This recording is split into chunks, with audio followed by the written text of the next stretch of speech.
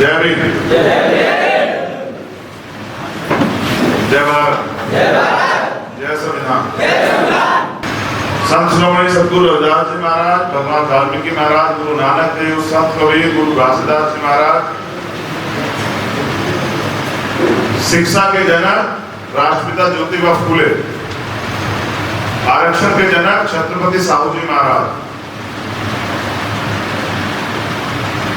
पाखंडवाद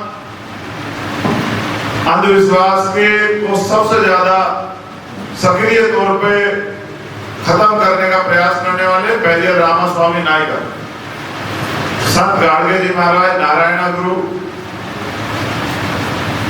बाबू जगदेव प्रसाद कुशवाहा, जननायक कपूरी ठाकुर, दशरथ मांझी, बिरसा मुंडा,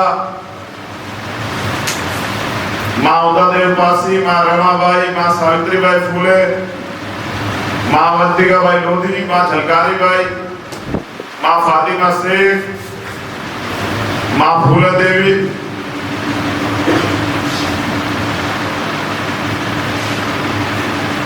बाबा साहब डॉक्टर भीमराव अंबेडकर, मान्यवर साहब श्री काशीराम, मान्यवर दीनाभाना वाल्मीकि साहब,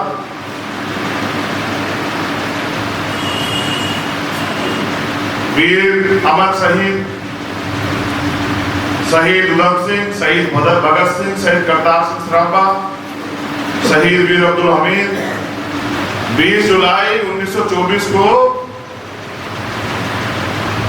बाबा साहब अम्बेडकर ने बहिष्कृत हितकारिणी सभा बनाई। जो लोग बहिष्कृत थे यानी कि शूद्र जो लोग थे, अछूत जो लोग थे, जिनको बहिष्कार किया गया था, उनके हितों की रक्षा के लिए एक सभा बनाई जिसमें उन्होंने नारा दिया, शिक्षित बनिए, संगठित रहिए और संघर्ष कीजिए। बड़े लंबे समय के बाद जब वो अन्याय अत्याचार बड़े पैमाने पे खत्म नहीं हुआ और हमने महसूस किया कि एक सामाजिक संगठन, जो माननीय काशीराम साहब कहते थे कि जिस समाज की सामाजिक जड़ें मजबूत नहीं होती उनकी राजनीति कभी कामयाब नहीं होती, तो अपनी सामाजिक जड़ें मजबूत करने के लिए 21 जुलाई को भीम आर्मी भारत एकता मिशन के नाम से एक संगठन को, जिसमें हम काम तो कर रहे थे, नाम हमने दिया 21 जुलाई को 2015 में। एक उस नारों के 3 नारों के साथ एक नारा हमने और जोड़ा जिसका नाम था शिक्षित बनिए, संगठित रहिए, संघर्ष कीजिए और स्वाभिमानी बनिए।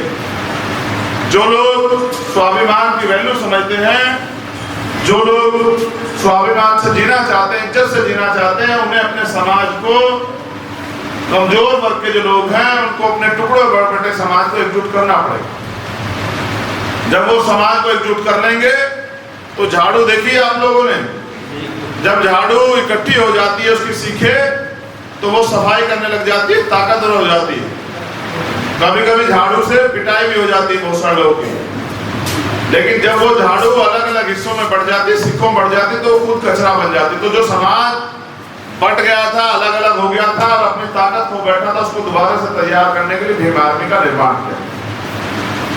और आप सब लोगों के सहयोग से भीम आर्मी 6 से 7 साल में वो ताकत बनी कि पूरी दुनिया में भीम आर्मी के नाम की पहचान है और टाइम्स मैगजीन ने भी भीम आर्मी के कार्यकर्ताओं को सम्मानित किया। ये सिर्फ और सिर्फ इसलिए हो पाया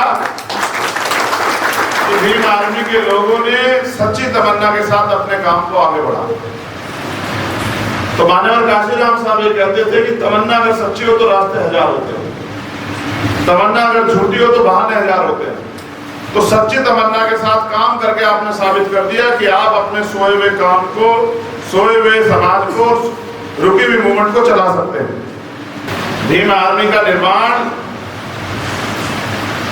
शिक्षा के क्षेत्र में जो तमाम तरह की विसंगतियां सरकार के लोगों ने मिड डे मील और तमाम तरह की चीजें चला के जो पैदा की थी, और हमारे जो बुनियादी अधिकार है शिक्षा, जिसको बाबा साहब अम्बेडकर ने कहा शिक्षा शेरनी का वो दूध है जो पिएगा वो दहाड़ेगा, उसको खत्म करने का जो बड़ा प्रयास हुआ, उसके खिलाफ उस षड्यंत्र को समझते हुए छोटे छोटे स्कूल खोल के और जो गरीब तबके के लोग उनको पढ़ाने का काम भीम आर्मी के माध्यम से हम लोगों ने शुरू किया। और लगभग 700-800 स्कूल खोल के हमने उस काम को व्यवस्थित रूप से चलाया।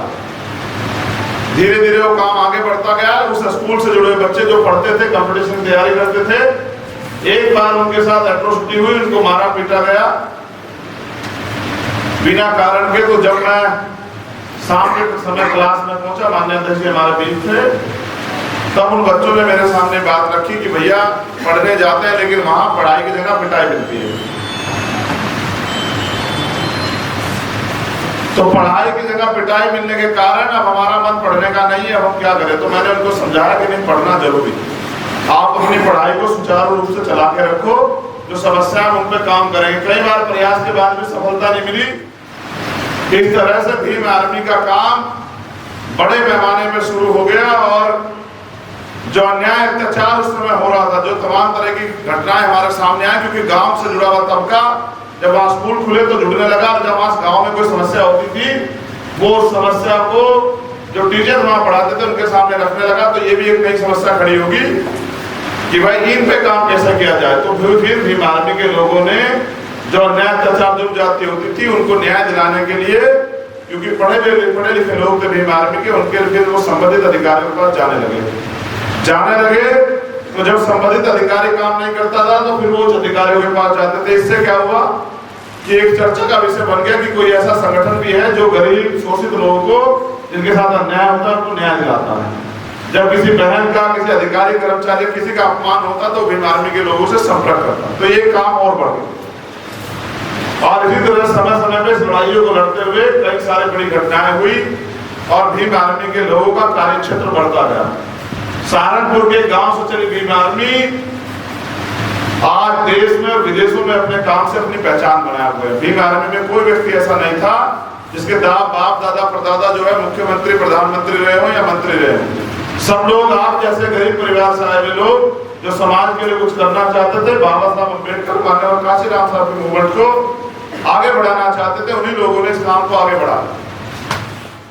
क्या आपने देखा कोई बिना पढ़ा लिखा व्यक्ति किसी दूसरे व्यक्ति को पढ़ा लिखा सकता है? इसलिए हमें जो लिखा गया है उसको पढ़ना चाहिए। हम लोग पढ़ते क्या है? जो दूसरे लोगों ने लिखा।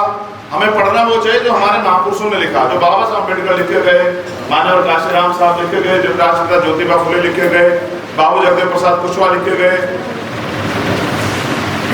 एक और यह माननीय राम स्वरूप वर्मा जी हुए, उन्होंने लिखा कि जिंदा कौम 5 साल इंतजार नहीं करती। क्या नहीं करती? 5 साल इंतजार अगर सरकार किसी और की बन गई तो सरकार अत्याचार करेगी, तो जिंदा कौम अत्याचार नहीं सहती, वो तो अत्याचार खिलाफ जवाब देती है, अपना आंदोलन करती है। काशीराम साहब कहा करते थे कि जब आप विधानसभा में, लोकसभा बहुमत में ना हो तो सड़कों पर बहुमत में रहना, जिससे कि सत्ता तानाशाह ना हो। बाबा साहब अम्बेडकर ने कहा कि लोकतंत्र में सत्ता के साथ विपक्ष की भूमिका बहुत अहम है, तो विपक्ष की भूमिका इसलिए अदा करनी चाहिए जिससे कि सत्ता तानाशाह होकर लोगों के अधिकार ना हड़पने लग जाए, लोगों पे जुर्म ज्यादती ना करने पर लग जाए, ऐसे कानून ना बनाने लग जाए कि लोगों का शोषण हो। आज की सरकार तो वही कर रही है, विपक्ष तो कोई कुछ कर नहीं रहा है। देखिए महंगाई बढ़ गई है, रोजगार नहीं मिल रहा है, अन्याय अत्याचार जारी है, 69,000 शिक्षकों की भर्ती हुई, उसमें घोटाला हो गया।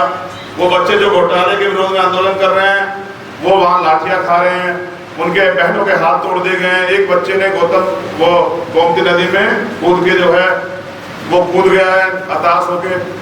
एक बच्चे के गले की जो है ना, ये गले गर्दन को तोड़ दिया गया है। अब ये इसलिए किया गया है कि वो लोग डर जाएं, अपने घर चले जाएं मुकदमों डर के और अपने अधिकार को ना मांगे। और ऐसा भीम आर्मी के लोग लंबे समय से सह रहे हैं। जब अपने आंदोलन को आगे बढ़ाने के लिए जाते हैं तो पुलिस लाठी भी मार देती है, मुकदमा भी कर देती है, जेल भी भेज देती है। अब हमारे लोग पुलिस पे गुस्सा होते हैं, कहते हैं भैया पुलिस ने ऐसा कर दिया। मैं उनको समझाता हूँ पुलिस जो होती है वो सरकार की होती है। जब आपकी सरकार आ जाएगी तो यही पुलिस वाले जो आज आपको लाठी मार रहे हैं ये आपको सलाम क्या करेंगे। जब आप और अच्छे आगे बढ़ जाओगे तो ये आपके घरों पे ड्यूटियां करा करेंगे, आपसे कहा करेंगे साहब कोई दिक्कत तो नहीं, बताइए। समझ रहे हो? ये जो अधिकारी कर्मचारी आज आपके खिलाफ कानून बना रहे हैं, कल आपके टेबल पे चाय लेके आया करेंगे और पूछा करेंगे साहब बताइए कोई परेशानी तो नहीं है। जो काम आप इनको ले दिया करो उनको उल्टे पैर दौड़ के जा जाकर उसको करके आया करेंगे। तो आप जिस चीज से ताकत तुम्हें मिलेगी उसको बनाने की तरफ आप लोग को झुकना चाहिए। और वो लोकतंत्र में, क्योंकि आप जो है लोकतंत्र में ना ये राजतंत्र नहीं है जहाँ तलवारों से लड़ाई हो राज जीता जाए, बंदूकों से लड़ाई हो राज जीता जाए, तोपों से लड़ाई हो राज जीता जाए, लाठियां चले नहीं। यहाँ बाबा साहब अम्बेडकर ने अपने 4 बच्चे कुर्बान करके वोट का अधिकार दिलाया। तो जिसके पास वोट ज्यादा है उसका राज आ जाएगा, जिसका राज होगा वो कानून बनाने की ताकत उसके पास होगी। सोचो अच्छा आपका राज आ जाए, और आप में से कोई व्यक्ति मेरे पास चल के आया कि भैया हमारे यहाँ ग्राम समाज की जमीन तो बहुत है, लेकिन गरीबों के पास जमीन नहीं है, तो हम चाहते जमीन मिल जाए, तो उसके लिए क्या आपको किससे लड़ना पड़ेगा? अगर आपका राज होगा, आप कहोगे यहीं बैठ के एक आदमी एक प्रस्ताव बना देगा, वो कैबिनेट में पास हो जाएगा, ऑर्डर हो जाएगा, सारे जिलाधिकारियों को चला जाएगा, सारे एसडीएम को चला जाएगा। भाई हर गांव में जो ग्राम समाज की जमीन है उसको चिन्हित करके गरीब लोगों में पट्टे बांट दिए जाए, उनको जमीन दे दी जाए। इस तरह से करोड़ों लोगों का भला एक आदेश से हो जाए। इसी तरह से अगर नौजवान लोग परेशानी लेके आएंगे कि भैया हमारे पास रोजगार नहीं है, तो सरकार किसी विभाग में भर्ती निकाल देगी। भर्ती निकाल देगी तो क्या होगा, उसका नोटिफिकेशन जारी हो जाएगा, आप लोग फार्म भरोगे, आरक्षण के नियमों का पालन करते हुए हजारों लोगों को, लाखों लोगों को नौकरी मिल जाएगी। समझ रहे हो? तो कितने लोगों के परिवार का भला हो जाएगा एक कलम से, और बहुसंख्यक लोगों का। तो हमें देखना चाहिए कि असली ताकत कहाँ है।